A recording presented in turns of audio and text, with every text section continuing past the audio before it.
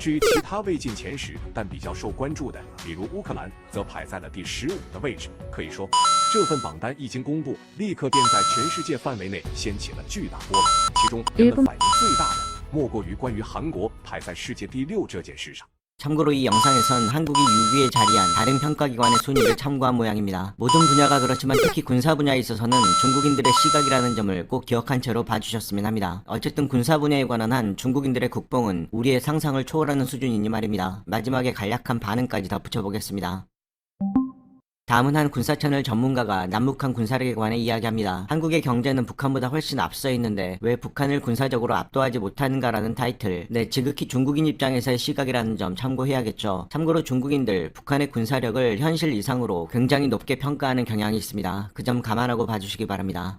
朝韩之间的实力差距到底有多大？在外人看来，朝鲜是一个贫穷且落后的国家，而韩国呢，则要先进发达的多。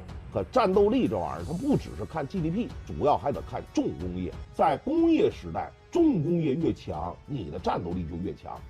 朝鲜的 GDP 大约为260亿美元，那韩国的 GDP 都已经达到1.67万亿美元，两者之间相差64倍。但我们如果聚焦到重工业上来看，就会发现朝韩的战斗力差距显然没有它经济上差距的那么夸张。朝鲜的经济模式与苏联是高度相似的，即民营工业较为落后，但重工业、军工业极为强大。基本上整个朝鲜的国民经济都压注在了重工业和军工业上。 朝鲜的坦克技术呢是要比韩国略差一些，主要是基于 T64、T72坦克进行仿制升级。韩国的 K2坦克则是在美国 M1坦克的技术基础上发展演变而来，实现了全国战化。在信息技术、电子技术方面是遥遥领先于朝鲜的。韩国的军工优势不在于陆军，而在于它的海空军。你看朝鲜，它几乎没有航空工业，除了能制造一些小型潜艇以外。 它完全造不出大型军舰，韩国则是在美国的帮助之下，研制出了第一款国产 KF-21超音速战斗机，成为了全球第8个能够自研超音速战斗机的国家。所以韩国主要研制的机载有源相冲阵雷达，比纯粹的搞组装那种硬度肯定要强上一些。我们从俄乌常规的战争来讲。 真正的阵地战、攻城战已经不再是过去那种大炮猛轰、坦克突袭的传统模式。일본 봉에 신호 떴어요. 일본 봉에 신호 떴어요. 일본 봉에 신호 떴어요. 遥遥领先于朝鲜的韩国，到至今都没有生产国产的大型察打1体无人机。韩国无人机呢就发展。일본 봉에 신호 떴어요. 일본 봉에 신호 떴어요. 일본 봉에 신호 떴어요. 发达的电子光学产业， 일본 봉에 신호 떴어요. 技术上是不应该落后于朝鲜的。出现这种现象，只能说。 韩国高层闻甜武戏太久了，已经忘了战争的危险性。但朝韩若是真的打起来，还真不能说谁能压倒谁。朝韩战争一旦爆发，是一场注定没有赢家的残酷战争。原因很简单，朝韩都拥有毁灭对方的实力。朝鲜经济不韩国，但朝鲜上万门火炮。 无限量产的无人机导弹，足以把韩国的建设成果夷为平地，全部摧毁。作为对等打击，韩国也同样拥有相似的能力。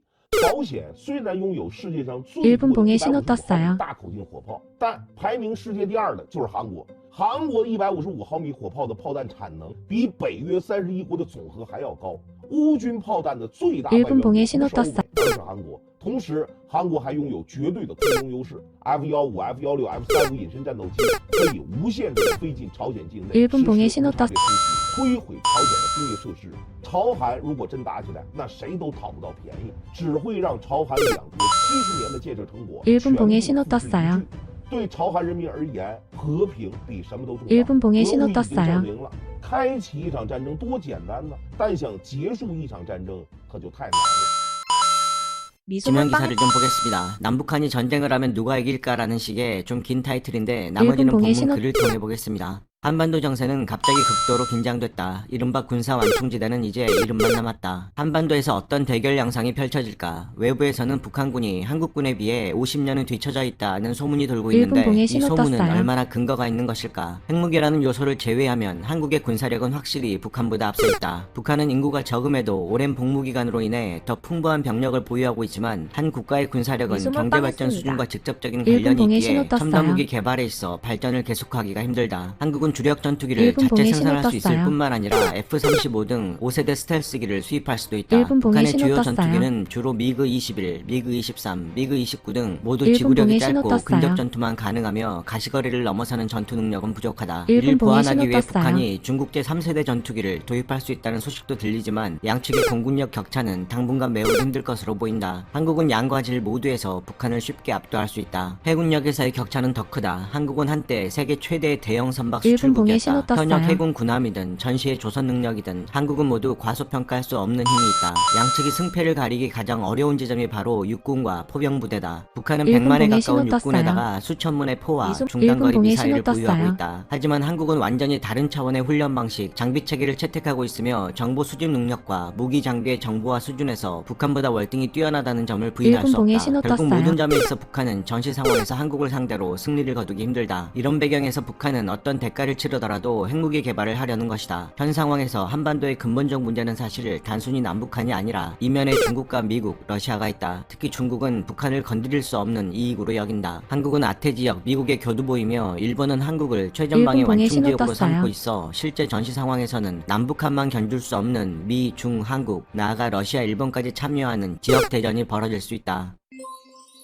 이렇게 어떻게 보면 뻔하기도 일본 하고 봉에 신호 시시콜콜하다고도 떴어요. 할 수 있을 주제의 영상이건만 조회수도 제법 높고 댓글들도 의외로 많이 달립니다. 한국의 62만 군대는 이미 상당한 규모이며 게다가 현대화된 무기가 있고 더 발전된 경제까지 가지고 있잖아. 한국이 북한을 칠 수 있겠지. 지금은 이미 1950년 당시의 상황이 아니잖아. 왜 북한의 포탄을 러시아에 일본 봉에 가져다 신호 쓰는데 떴어요. 좋지 못하다고 하겠어. 질이 떨어지잖아. 비행기 한 대도 생산하지 못하는데 뭐. 전쟁은 결국 경제와 제공권이다. 다른 건 모두 허튼 소리. 전략의 깊이가 다르다. 한국은 후퇴하면 바다로 뛰어들어 미군의 군함에 매달려야 하지만 북한의 뒤로는 960만 평방킬로미터에 달하는 광활한 산천이 있다.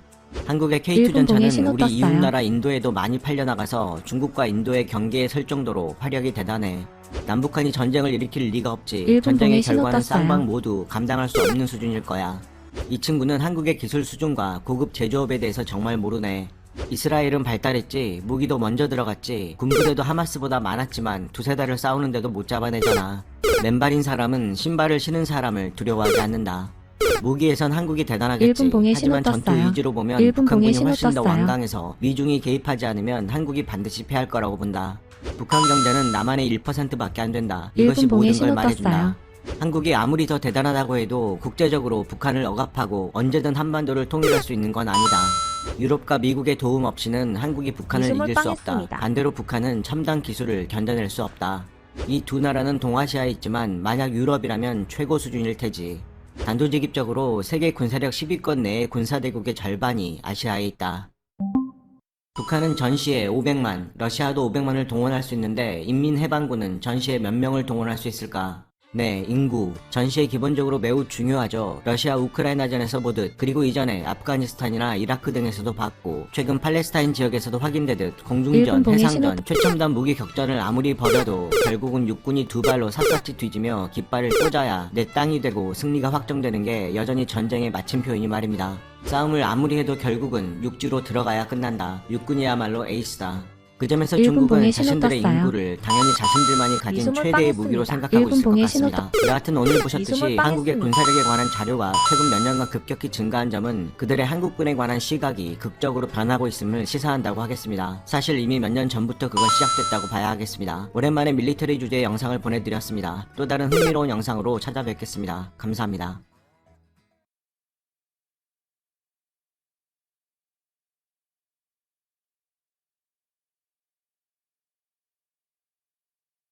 외국에서는 한국인 식탁에 올라온 이것을 보고 Right, this is crazy. What the crazy Korean cooking!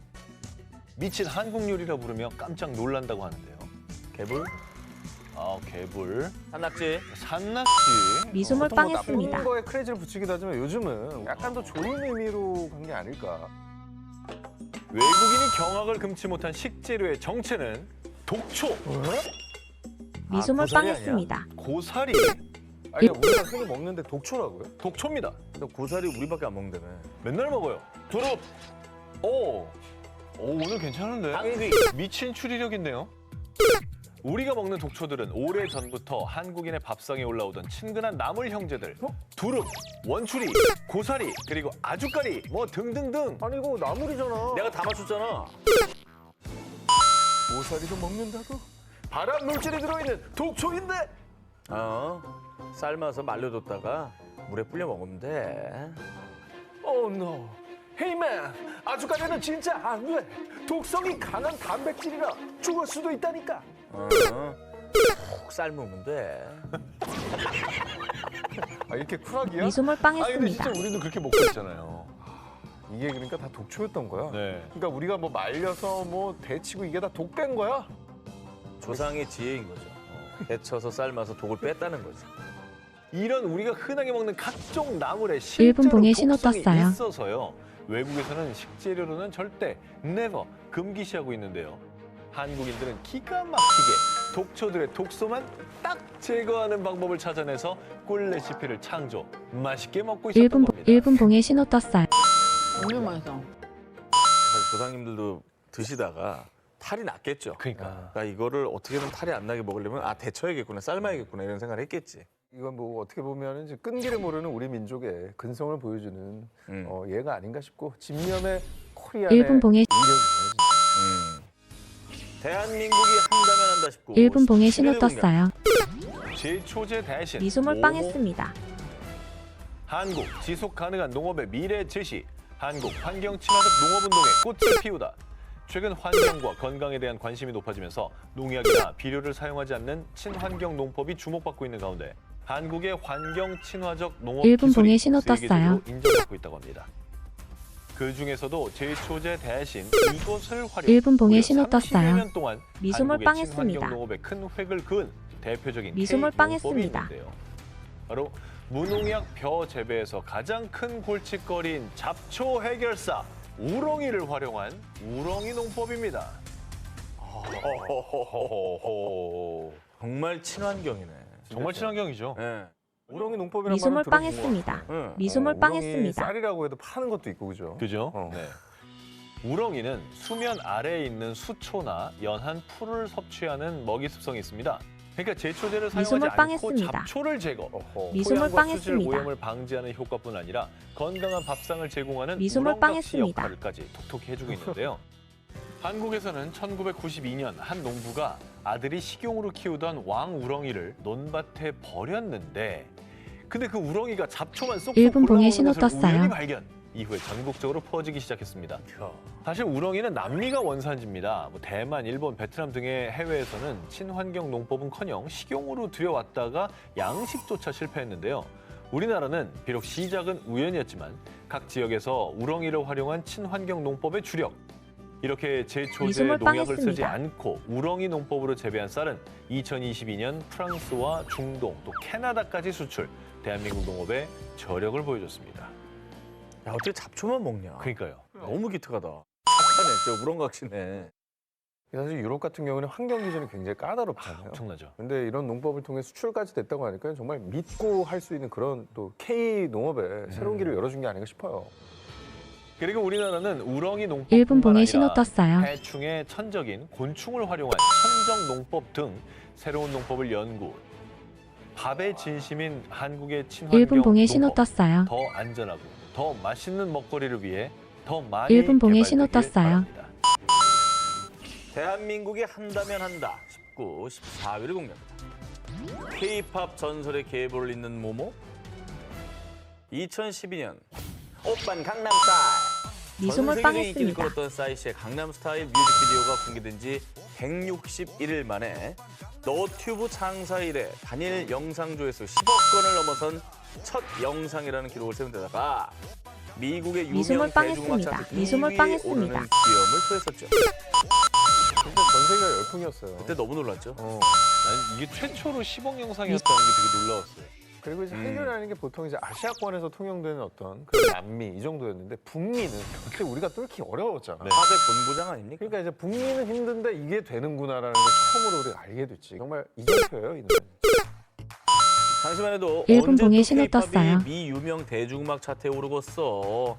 100년에 한번 나올까 말까한 쾌거야 라고 했지만 얼마 안 됐습니다. 그로부터 전 세계를 뒤흔들었던 레전드 월드스타 BTS가 등판. 한국 가수 최초 미국 유명 대중음악 차트 1위 등극. 신기록에 신기록을 세우며 K-팝의 새로운 역사를 썼는데요. 미소몰빵 했습니다. 그런데 이게 끝이 아니었습니다. 그 바통을 이어받은 또 다른 K-팝 월클 탄생. 아시아 여성 아티스트 최초 영미 음악 차트 모두 1위. 너튜브 사상 최단 기간 1억 뷰 뮤비. 저스틴 비버를 제치고 너튜브 최다 조회수 보유. 세계 최대 음원 플랫폼에서 최다 스트리밍된 걸그룹. 계속해서 최초와 최단, 최다를 기록하며 매일 레전드를 경신하고 있는 걸그룹 블랙핑크입니다. 야, 근데 이게 월클을 이긴 월클이 계속 K-팝에서 나온다는 것 자체가 너무 자랑스럽습니다. 아, 이러다가 월클 흔해지는 거 아니에요, 우리나라에? 그래서 저는 개인적으로 이제 저스틴 비버도 K-팝이라고 봅니다. 소속이 하이브거든요. 그렇죠. 아, 저스틴 비버 하이브예요? 저스틴 비버 하이브 K-팝이에요. 소속이죠. 아니, 그 정도면 우리 저기 TVN 음악 프로에 나와야 되는 거 아니에요? 신곡 나와야지. 발표하러? 엠카 나와야 그래, 되고. 엠카 나와가지고 해야 돼. 그래미도 상암동에서 해야 돼. 아니, 왜냐면 1, 2, 3위가 다 한국에 있는데 여기서 해야지. 당연하지. 제가 알려드린 기록들 대부분 기네스 월드 레코드에 등재된 공인 기록입니다. 그룹이 아닌 멤버 개개인들의 기록도 있습니다. 로제 씨는 온더그라운드 솔로곡 발표 당시 강남스타일의 기록을 약 8년 만에 깼습니다. 24시간 동안 가장 많이 본 K-팝 솔로 가수 너튜브 영상으로 기네스 월드 레코드에 등재. 또 다른 멤버 리사 씨는 인별그램 팔로워 최다 보유의 K-팝 아티스트 기네스 기록을 보유하는 등 블랙핑크가 가진 기네스 기록만 통산 21개입니다. 현재 음악시장에서 가장 큰 성공을 거둔 세계 최고 걸그룹이라고 할 수가 있습니다. 이제 뭐 한국이 세운 기록은 한국밖에 못 깨는 거예요? 약간 전 세계 팝이 약간 양궁화되고 있는 것 같아. 아, 양궁업입니까? 양궁은 국가대표 되는 게 금메달 따는 것보다 아, 더 국내 어렵다고. 차트가 더 어렵고 해외 차트가 오히려. 약간 양궁화되죠. 그럴 수도 있겠다. 세계 곳곳으로 뻗어가는 K-팝 전설의 계보를 이을 다음 스타도 기대해 보겠습니다. 대한민국이 한다면 한다 싶고 1위를 공개합니다. 세계 유일을 기록한 모모. 3월 11일 새벽 3시에서 5시 이후에 혜성이 보였다. 북극에서의 각 거리는 116도였으며 꼬리의 길이는 1척 5촌이 넘었다. 이 기록은 맨눈으로 관측할 수 있다는 헨리 혜성을 관측한 과학자들의 기록인데요. 그런데 놀라운 사실은 무려 지금으로부터 260여 년 전인 1759년 조선 영조 시대 성변 측후 단자에 쓰인 기록이라는 사실입니다. 우리나라 과학기술은 진짜 놀라운 게 많아. 놀랍고 또 기록의 민족이에요. 저 가운데 페이지 보세요. 뭐 점을 찍어놨네. 헨리 혜성 그렸잖아요. 꼬리를 그렸어. 네, 진짜 꼬리를 대박. 그려놨잖아요. 이 성변 측후 단자라고 말할 것 같으면 조선 왕실에서 천문과 기상을 관장하던 관상감 관리들이 작성한 조선의 천문 관측 일지입니다. 조선의 여러 천문 현상을 기록한 성변 측후 단자 중 1759년에 작성된 헨리 혜성 관측 일지는요. 일본 천문학계에서도 화들짝, 나아가 전 세계 천문학계에서도 세계에서 가장 완벽한 보고서라며 극찬하는 반응을 보였습니다. 천문학계가 극찬한 이후 헨리 혜성은 1705년 영국의 천문학자 에드먼드 헨리가 그 존재를 처음으로 발표했는데요. 그는 헨리 혜성이 1682년 지구에서 관측됐으며 일- 약 76년 주기로 다음은 1758년에서 1759년경에 관측할 수 있을 것으로 예측했습니다. 그런데 정말 1759년 이 사실을 알 리 없었던 조선의 천문학자들이 지구 반대편에서 헨리 혜성을 관측하고 기록하고 있었던 겁니다. 즉 성변 측후 단자는 에드먼드 헨리의 주장을 입증하는 자료인 셈, 천문학적으로도 의미가 있는 기록물입니다. 그리고 무엇보다 국가적으로 이렇게 별의 변화를 기록한 사례가 동서양을 막론하고는 없는 상황입니다. 기록도 안 했구나. 그럼요. 당시 조선의 관상감에선 매일 밤 5명씩 조를 짜 하늘을 관측하고 기록했고요. 헨리 혜성의 이동, 경로, 위치, 밝기 이런 거를 세세하게 기록했습니다. 1분 봉에 신호 그러니까 성변 떴어요. 측후 단자는 전 세계에서 가장 오래된 국가 주도의 헨리 혜성 보고서이면서 과거 천문학자들의 활동을 담은 천문 관측 원천 자료인 셈입니다. 과학기술과 이제 자연현상에 대한 관심이 없으면 그냥 뭐 지나갔나 보다 넘어왔겠죠. 그러니까. 당장 중요한 게 아니니까. 선조들이 이제 정말 지혜가 다 적어놨네.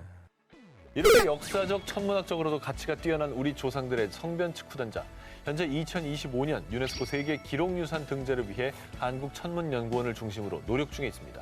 만약 등재된다면 우리나라 문헌 가운데는 최초의 과학 분야 세계 기록유산이라고 합니다. 이 정도면 헨리 혜성의 이름도 헨리 조선 혜성, 헨리 영조 해성으로. 헨리 영조 이렇게 좀 그렇죠. 좋겠네. K 헨리죠. 그래. 쳐버리자 그냥. 조선에 별을 기록했던 천문학자들이 있었기에 지금 대한민국에 우주가 존재할 수 있는 게 아닐까요? 1분 봉에 신호 떴어요. 8위를 공개합니다. 세계가 놀란 모모의 기적. 2006년 서울. 와, 여기가 소문으로만 듣던 그 현장이군요. 프랑스, 벨기에, 스위스, 일본 등 전 세계 40여 명의 토목 터널 교통 전문가들은 이곳을 견학, 대한민국의 뛰어난 시공 기술을 인정하며 아낌없는 찬사를 보냈습니다.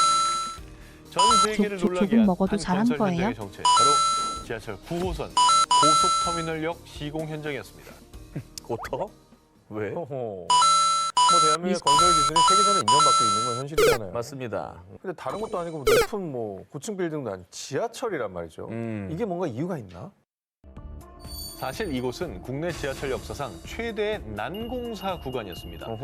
고속터미널역은 지금은 지하철 3호선, 7호선, 9호선이 다 다니고 있지만 당시 지하철 9호선이 건설될 위치는 주변 지반도 약한 데다가 기존 1분 봉에 신호 3호선과의 간격이 고작 15cm. 어머머.